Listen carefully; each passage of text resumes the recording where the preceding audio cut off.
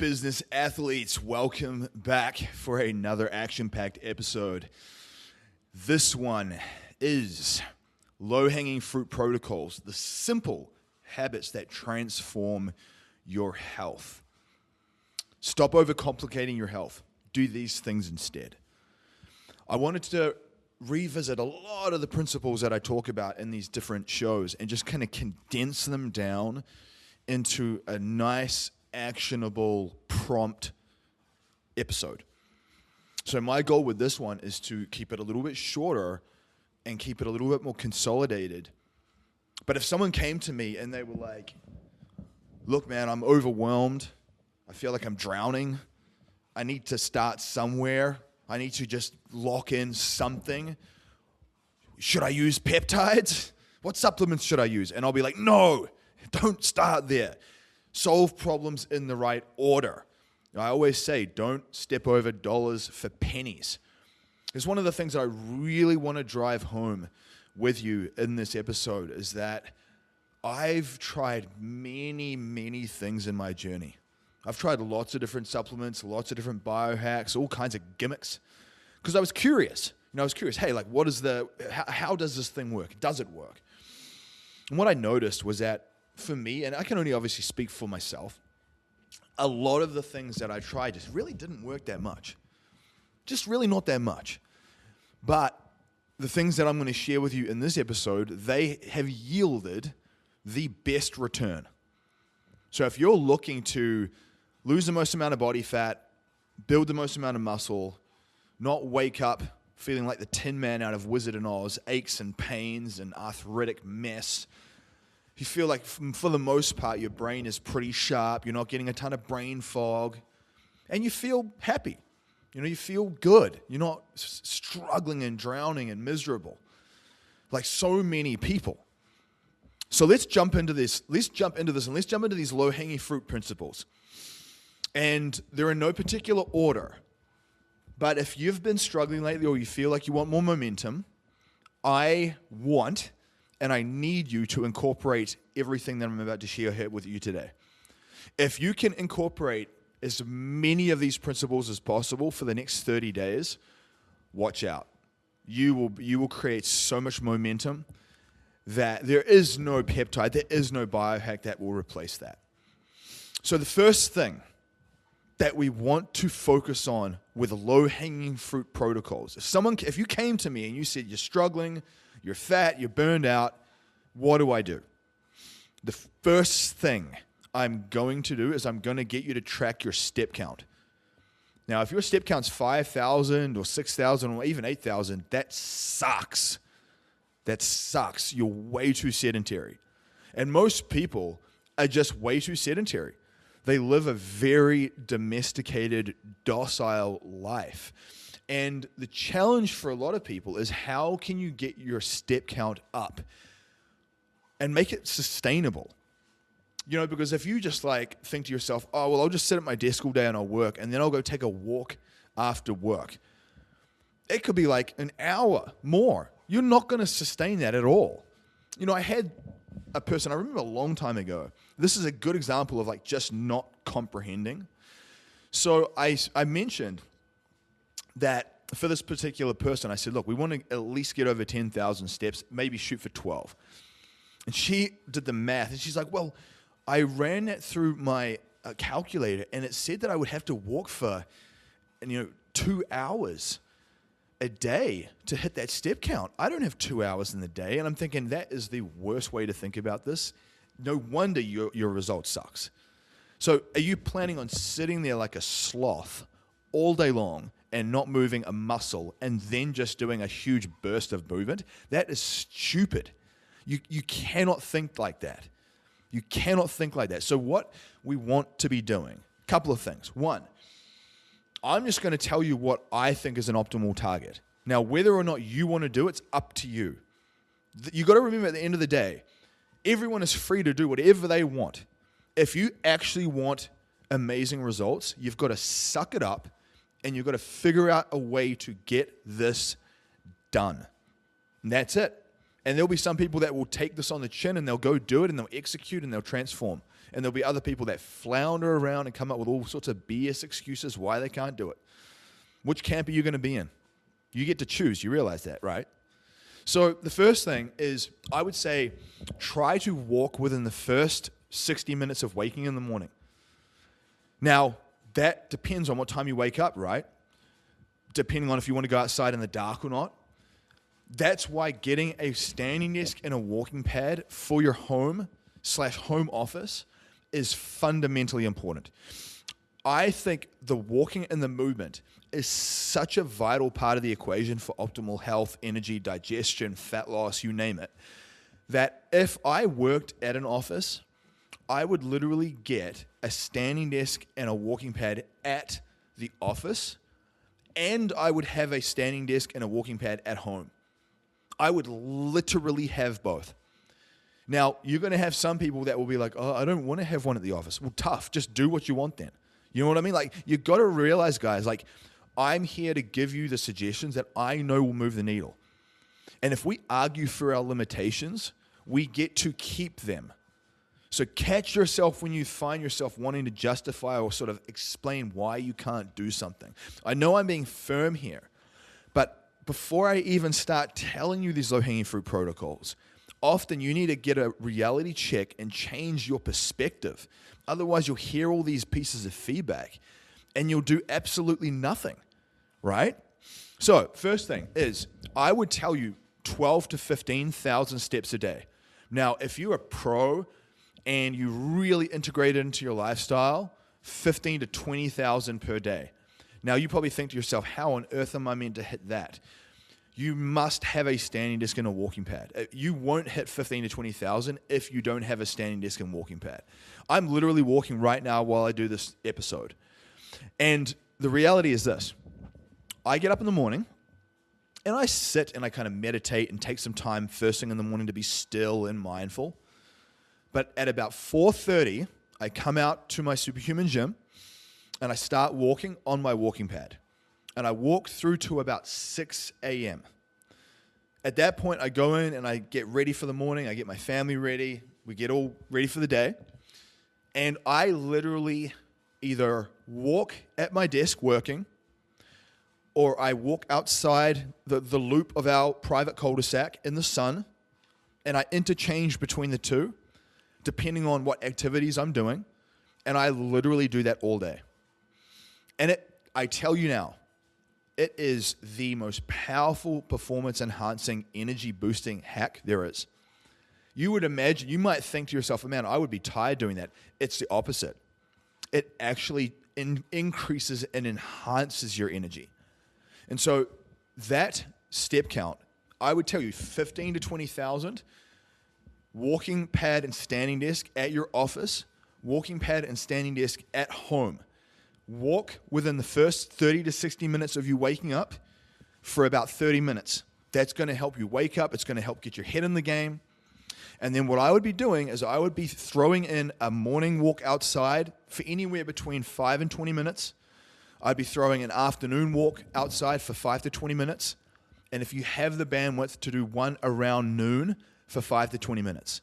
Now remember, you're going to have to repurpose this time. So if you've got to do a sales call, or you've got to talk to a friend, or you've got to talk to a team member, or you've got to talk to a potential client, get on the phone and do those calls while you're walking. Repurpose that time. For example, with my consulting and my one-on-one students and my group coaching, I will often do live streams in the group while I'm walking. I'll message my students via voice notes one-on-one while I'm walking. I absolutely leverage and repurpose that time. So I'm getting work done while I'm doing it, so it doesn't feel like something I've got to add in above and beyond my workload. That's the only way you'll integrate this into your lifestyle long term. If you do it as a separate standalone entity, you will not sustain it and you will not hit that high step count. So hands down, movement is the first thing. And you have to have standing desk and walking pad in both locations, and you have to toggle between being inside at your desk, at your computer, and then outside in the sun to get that sun exposure too, which brings me to the next point. Light and sleep. So it's not just enough to get out and walk 12 to 15, 15 to 20,000 steps. That's obviously a huge win, but it's not enough by itself, in my opinion. If you really want to maximize your energy, your output, everything, your mood, you need that natural light exposure outside. If you just sit in a window inside and you're getting sun through the window, the UV blocking filters in the windows block out a lot of the near infrared light that you actually want that helps with serotonin production. That's why people typically feel better when they're outside, because serotonin gets turned on through your system when you are getting hit by light exposure. Now, guess what that does? Once that serotonin cascade is activated, that then creates melatonin. So to optimize your sleep, you need to get serotonin production increased. To get serotonin production increased, you need to get natural light exposure outside and not through a window and not with your sunglasses on. So that's why I literally say to you, 5 to 20 minutes in the morning, 5 to 20 minutes in the afternoon, and then 5 to 20 minutes at some point at noon. Now, I would go for longer if you can. Go closer to 20 minutes. The only reason why I say 5 to 20 is because I would rather you go out and do something than nothing. I'd rather you say, well, I can only get 5 minutes in. I'm going to go do 5, rather than saying, well, Fraser said I've got to go do 20 minutes and I can't do it, so I'm going to do 0. That's not how we want to operate. So I probably walk outside about 5 to 6 times a day. And I splice it through my routine constantly. And like I said, I leverage that time. I leverage that time to get work production stuff done. The last walk that I do right now as we come into summer at the time of this recording is I throw on my weighted vest. I throw on my 40-pound weighted vest, and I do about 20 to 30-minute power ruck at the very end, just to empty the fuel tank, to get that little bit of extra sweat on. It's a great way to finish the day. And it's good for fat loss. It's good for bone health. Most people don't realize that wearing a weighted vest, especially for the ladies, as you age, bone health, hip health really starts to matter. And that extra load on your skeleton helps with bone density and bone strength. So we need that morning light. We want the afternoon light as well.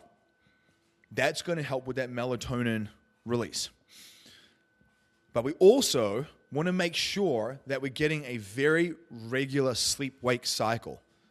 This is another part that I would argue between movement and light. A regular sleep-wake cycle is very, very important. Now, to me, one of the issues that people do is they'll, maybe have a certain sleep-wake cycle Monday through Friday while they're working. And then in the weekend, they stay up to the wee hours of the morning watching Netflix, gaming, doing all kinds of stuff. You're going to feel like trash when you do that. So part of it is you've got to start to recondition your body to want to fall asleep earlier. How do you do that? You've got to start making yourself get up earlier. So I would walk your alarm back. If you're waking up at 8 or 7 a.m., walk your alarm back to 5 or 6, and then walk it back to 4 to 5, and then walk it back to 3 to 4. Anywhere between, I would say, 3 a.m. and 5 a.m. are going to be a good zone to get up in. And then at that point, move in the morning, walk, and we will talk about training as well. But if you can start getting yourself to wake up earlier, you will start to feel the effect of that earlier in the evening, and it will make you more tired at, say, 9 p.m. I would rather you be in bed by 8 to 9 p.m. if you can, and do this 7 days a week. I've seen the positive effect that a regular sleep-wake cycle has. It's like a super hack. It's a super hack. I tried a lot of different stuff for sleep. I tried different supplements. I tried different gimmicks and hacks. The only thing that really, really worked for me was going to bed earlier. That's it. I go to bed at about quarter to 8. I've got a couple of PEEP students that I know that go to bed between 7:30 and 8, and they all sleep so much better. But like I said, you've got to condition yourself to get up a bit earlier. And you've got to move through the day. You've got to get that light exposure outside. You've got to train to exhaust your body. If you're too sedentary, see, people get the sort of like this wired and tired feeling. They lay down, they're staring at the ceiling, I can't sleep. Well, have you just been sitting on your butt all day and or not really training and discharging any energy? Because if that's the case, I don't blame you. You need to exhaust your physiology. So the high step count, outside in the light, and hard training with weights every second day as a base is absolutely key. So regular sleep wake cycle, you've got to get it locked in. I would tell you anywhere between 7:30 p.m. and 9 p.m. and then get up between, say, 3:30 and 5. On average, I would just tell you 8:30 to 9 and then get up at like 4 to 5. If you can do that every day, you will definitely start to see a positive return for most people. Now, the next thing is your food quality. So the food is obviously an area that can catch people off. The first thing that you've got to do is you've just got to fail forward with this. If you just keep doing what you're doing and you just keep snacking and eating bullcrap and not getting to the store to get the stuff you need, you're just going to get fatter and fatter and wheel spin. And fundamentally, like that's everyone's choice. Do you know what I mean? So you've got to be in a place where you say to yourself, okay, I've just got to fail forward and take imperfect action with this. So the first thing that I would say in terms of food quality and food structure is focus on protein as an anchor. So I would typically tell you, generally speaking, be conscious of getting about 1 gram per pound of target body weight. So if you're 250 pounds, but you want to be 200, go for about 200 grams of protein as a base, as a foundation. So about 1 gram per pound of target body weight. And ideally from lean, whole food sources of protein. I don't want you to just eat a bunch of protein bars and protein shakes. Yes, you can add those in, but I want 80% of your protein calories to come from like lean chicken, tofu, tempeh, fish, good quality lean proteins, period. The next thing is eat the rainbow. With every meal, look at your main meals. Look at your lunch meal. Look at your dinner meal. Where's my green? Where's my red? Where's my orange? You got to add that in for every meal. Green, red, orange. Lock it in. Eat the rainbow. Make sure it's like anything from microgreens to power greens, broccoli, zucchini noodles as a green, pickled beets or red peppers or tomatoes as a red, and then grated carrot or diced carrot as an orange. Done. Lock that in. Rinse and repeat. I'd be saying the fruits that you consume every day, ideally consume fruits post-workout. So once you lift weights, after your workout, that's when you have fruit. It's going to be anything between blueberries, blackberries, raspberries, strawberries. I do a lot of berries, high in antioxidants. It's good for your health. You can add in apples or mandarins. I'd be saying that those types of fruits post-workout are the place to have them. It will help with performance. The whole food principle is 80+% of my diet foods with one ingredient. Brown rice is just brown rice. Broccoli is just broccoli. Blueberries are just blueberries.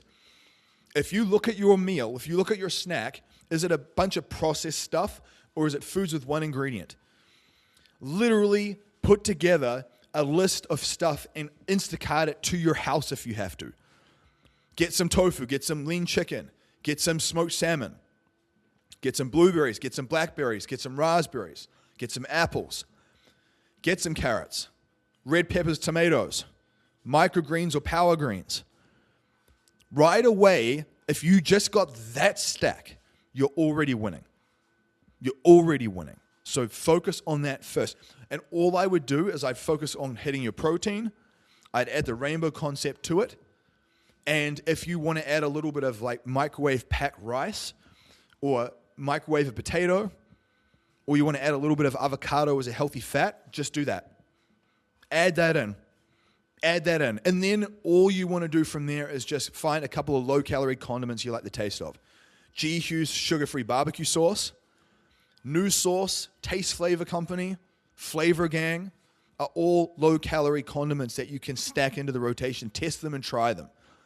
But that's that. If you follow that as a base, and what I would tell you is either take some time to get to the grocery store and lock that in, or go through Instacart and get that ordered and get it delivered. Do not put yourself in a position where you don't have these things in your vicinity.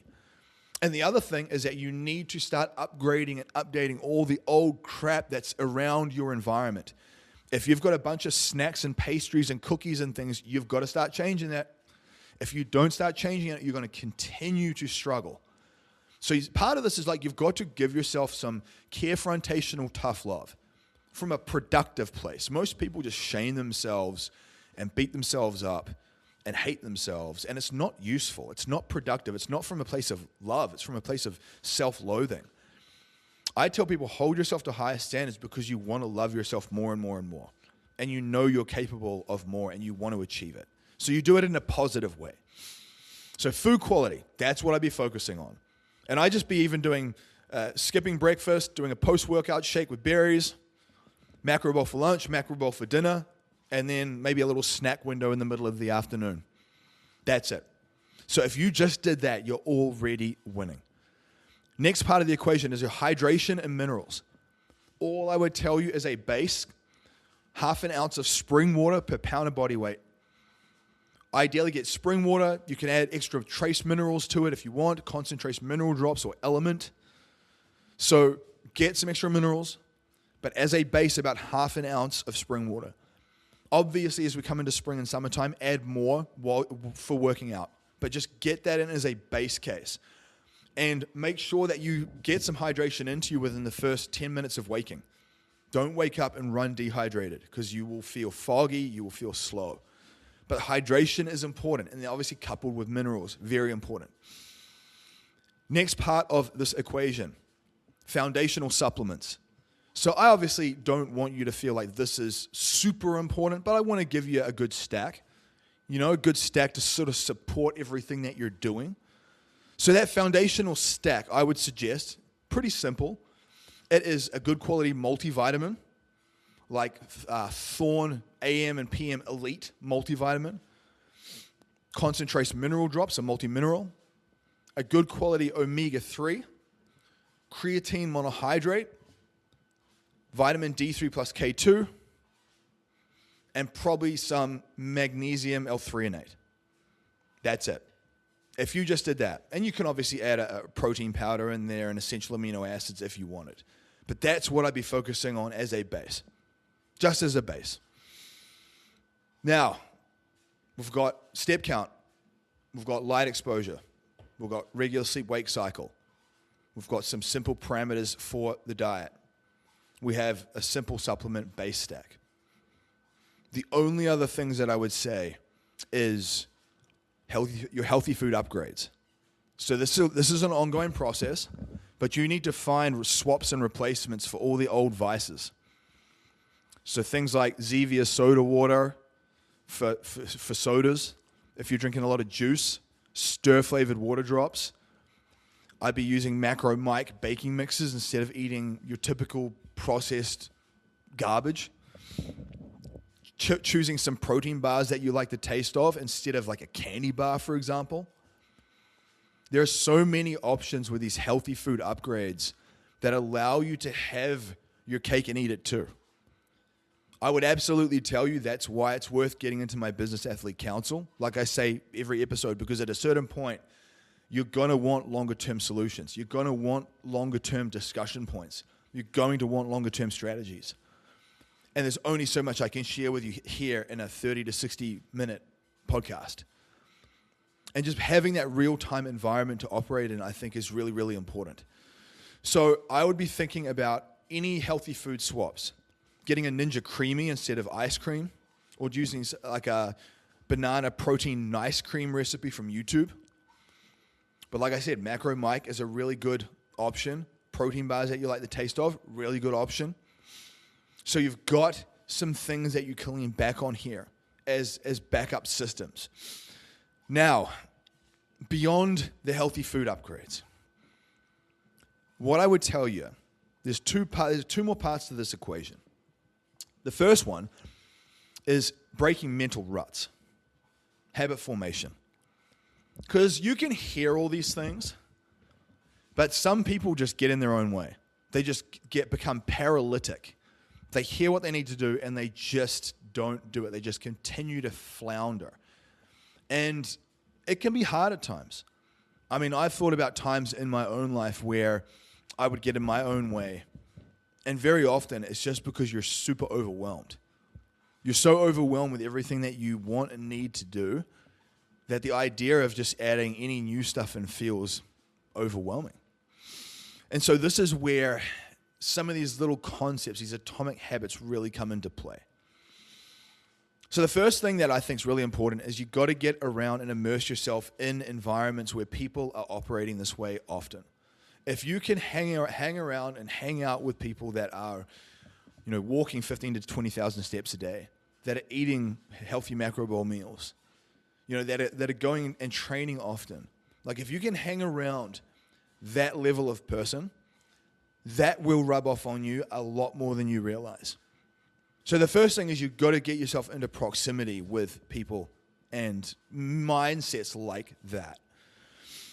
The next part of the equation I often find is if you're struggling with workouts, for example, go take a walk first. I often find walking almost acts like an intermediary step to get you fired up enough to go and train. Walking seems to act like a transitional bridge between a lot of habits, even as it relates to the foods you're going to eat. I find if you take a walk, you tend to have more mental bandwidth and energy to make better decisions with your diet. I would tell you that you got to focus on all these small wins that I mentioned here first. Most people will have one area that they struggle in more than others. So if it's your diet, for example, really drill down on your step count, your training, your sleep-wake cycle, your hydration intakes. Drill down on those things that you are doing well and really leverage that. Equally, if you're doing pretty good with the diet, but maybe your step count's not as high or your training's not as advanced, I would be focusing on really continuing to maximize the diet and then slowly pushing that step count up by 1,000 to 2,000 steps per day. What you'll often find is that saying to yourself, what is the next best step? And picking one variable. So one food that I mentioned. What's one food that I mentioned in that list that you can go and get and you can start adding in today? One food. What is one supplement? Right? If you can add in one tool, one tactic, one thing, that is a huge advantage. You've got to fail forward. And you've got to think about the person that you want to become. I sort of say paint this picture in your mind of who you're creating. What type of life do you want to have? Do you want to have this happy, beautiful, empowered life where you're feeling vital and energized and connected? Envision that. What does that look like in detail? What does your perfect day look like? You've got to start imagining and daydreaming that. Because if you don't know what that looks like, part of it is you just don't have clarity. So start to talk to that about people and get around people that think and live this way. The main thing that I will tell you in terms of really applying these habits and breaking ruts is you've got to have connection and tribe. One of the things that I often say is the antidote to addiction is connection. Time and time again, when I see people connect with other humans, their addictive patterns start to dissolve. So you've got to prioritize connection every day. So what does that look like? The first thing I would say is you've got to get skin in the game. So if you're not in, my Business Athlete Council or my Anomaly Project course, if you're not in some type of environment where you've got skin in the game, that's part of the challenge. I'm not here to tell you have to sign up with my stuff. Go sign up with whoever you want. But if you're just winging it, lone wolfing it by yourself and just chat GPTing everything, that's part of your problem. Because you think that all you need is information. It's not an information problem. It's often an application problem. And that's the bottleneck. So I absolutely would tell you you've got to figure out skin in the game. Who are you going to go to? Who are you going to get into proximity with? Do that first. You've got to do that first. The next part of that equation is 2 to 5 people per day. So say to yourself, who are the 2 to 5 people per day that I either in real life, in the flesh, or online, or both, that you can send a quick message, compliment, or little show of support to?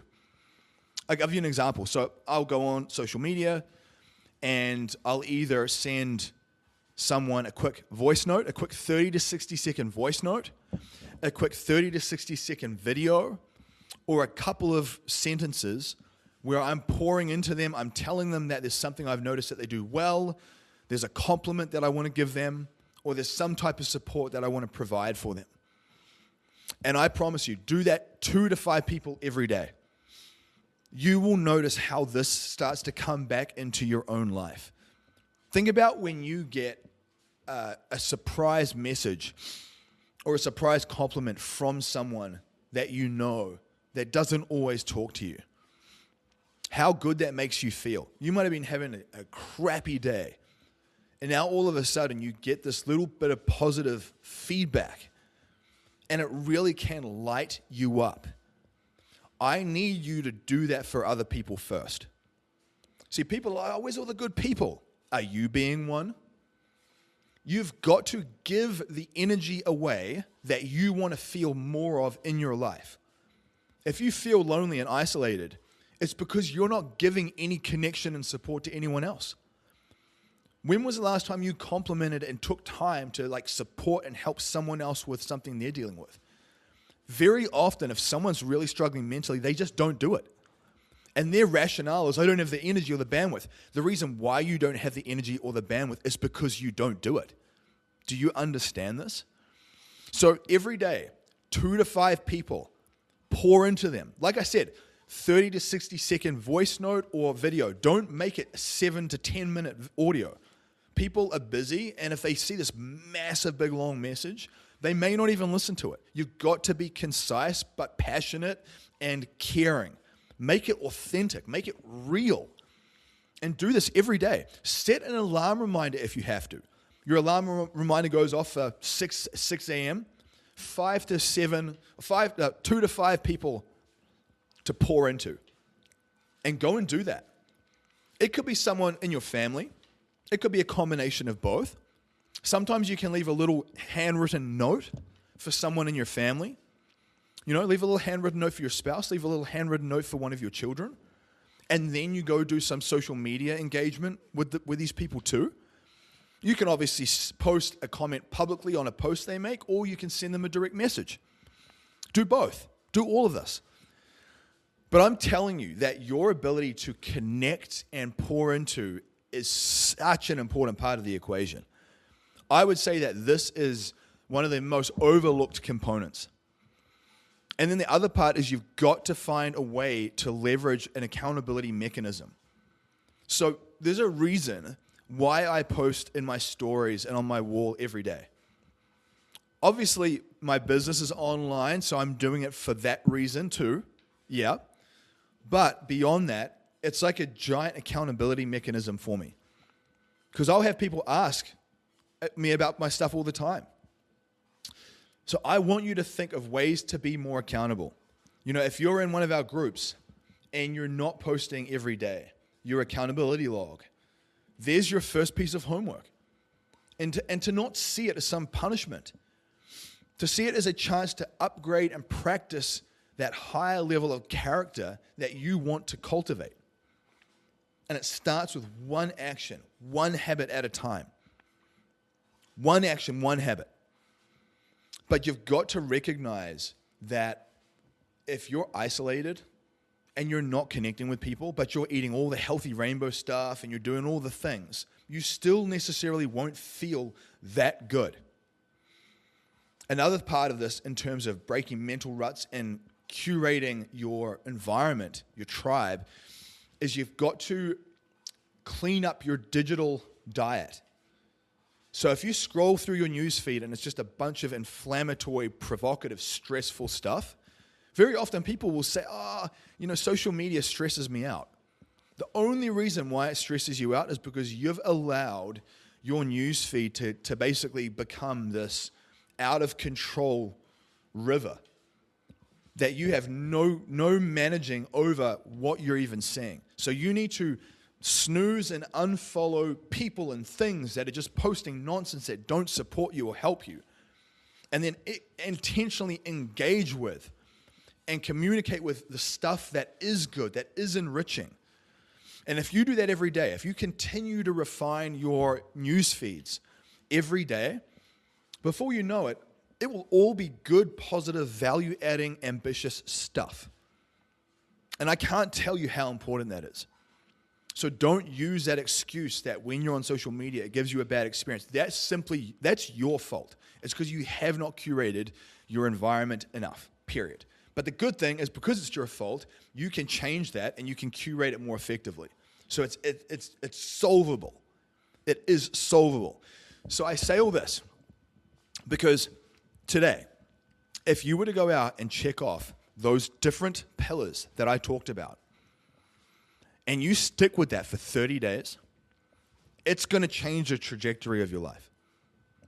I didn't even mention workouts. That's just a bonus. The main things are all the things that I mentioned here. And then if you add in some weight training, anywhere from 10 to 60 minutes, either 3 to 6 times a week. Minimum every second day. If you feel like you're recovering well, you could do a little bit every day. I would rather you do a little bit often. I'd rather you do 10 to 20 minutes every day than do 1 or 2 workouts for 90 minutes. Keep the habit frequent. Keep it as that minimum effective dose. But lifting weights is such an important part of the equation for your body composition change, for helping control hunger, for helping with your blood work and your biometrics in general. So, you've got to go out there today and fail forward. This does get easier, but it only gets easier if you practice that level of consistency. And you've got to get out of your own way. Like when you find yourself just not executing, you've just got to take that next best step. You've just got to add in that one thing. What's that one next thing? Get more skin in the game. Connect with more people positively. Like I said, the connection part is a really important part to calm down your nervous system. And also just to build friendships and bonds with people that maybe have experiences that could help you. You know, if you connect with people that maybe are a few steps ahead of you in their health journey, there'll probably be little tools and tips and tricks that they can impart to you that are really helpful. And you can learn from that. You can learn from them. So there you have it today, guys. This is my low-hanging fruit set of protocols. If you execute on this, you will change. The biggest challenge for most people is just doing the damn thing. So go out there today, take imperfect action on all this, be aggressively accountable, don't blame anyone else for any of this. Take full, massive accountability for your situation. And recognize that you are not broken and that you can absolutely enhance and solve these challenges in your life. And if you show up today and you persist and you lean into all the things that I said here, that, my friend, is exactly what will happen.